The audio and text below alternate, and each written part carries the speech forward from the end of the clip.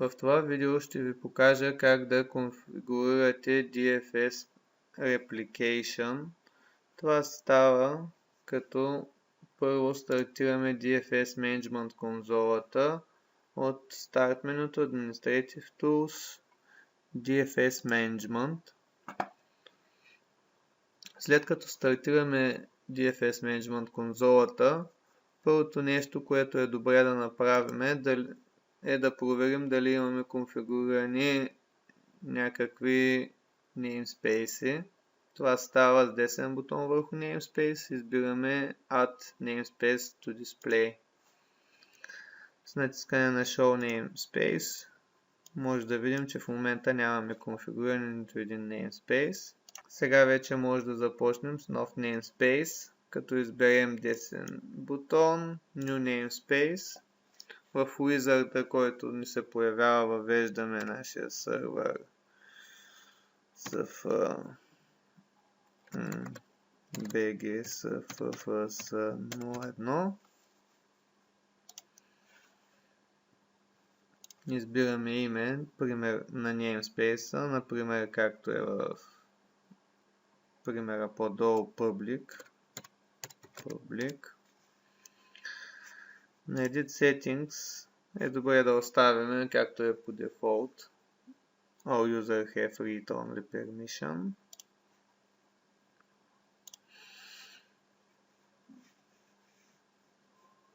Тук ни се дава информация за namespace. Overview. Изчакваме. Така, след като всичко е успешно, искаме Close. Сега виждаме тук нашият namespace. За да добавим към него папка, избираме New Folder. Add. Избираме нашите папки Profiles, както са по задание.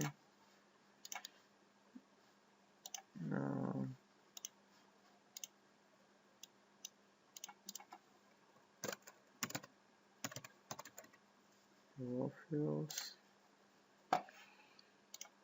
Създаваме следващата папка Template Docs.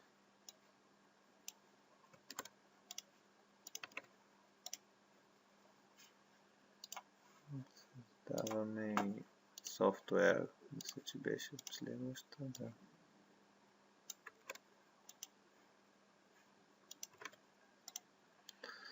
Software. Така, вече след като сме добавили тези папки, може да създадем и самата Replication група. Това става с натискане на десен бутон. New Replication Group. Появили ни се Wizard. Избираме в повечето случаи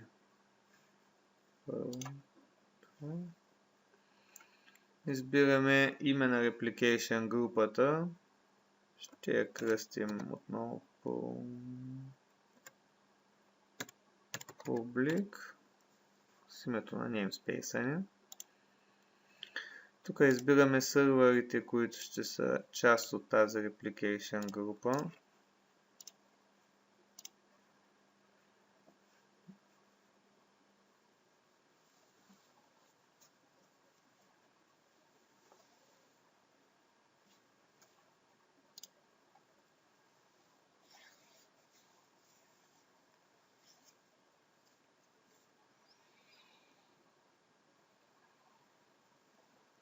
Така, топологията оставяме Full Mesh. Bandwidth отново оставяме по дефолт Full.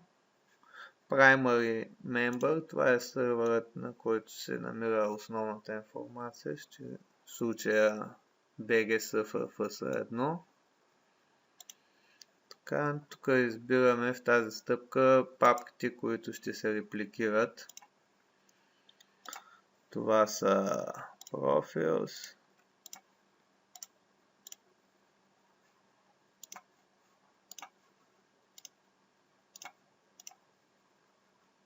software и template docs. Така. Следващата стъпка трябва да изберем отново папките, но този път на BGS FFS02. Избираме пътя до Profiles. Next. Избираме пътя до Software.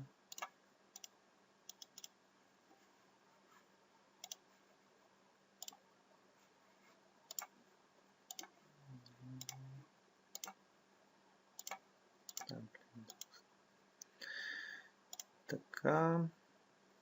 Имаме ревю на това, което сме конфигурирали в Replication групата. Да, Confirm. Всичко светва зелено. Така. Информация, че може да има забавяне на репликацията. И така.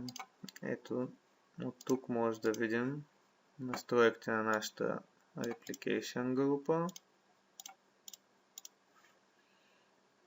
Така. И сега да проверим дали всичко работи.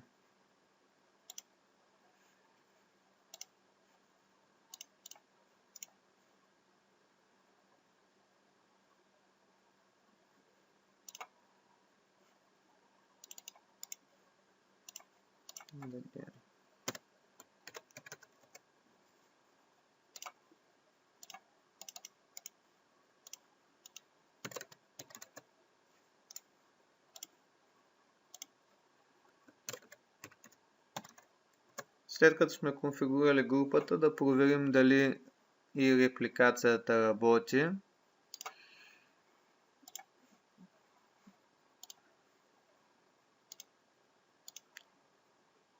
Template Docs. Ето може да видим, че всички папки, които са създадени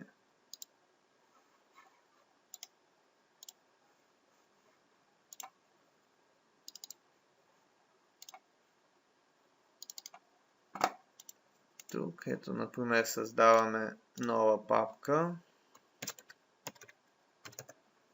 Home 2 и тази същата папка може да я видим на този сервер.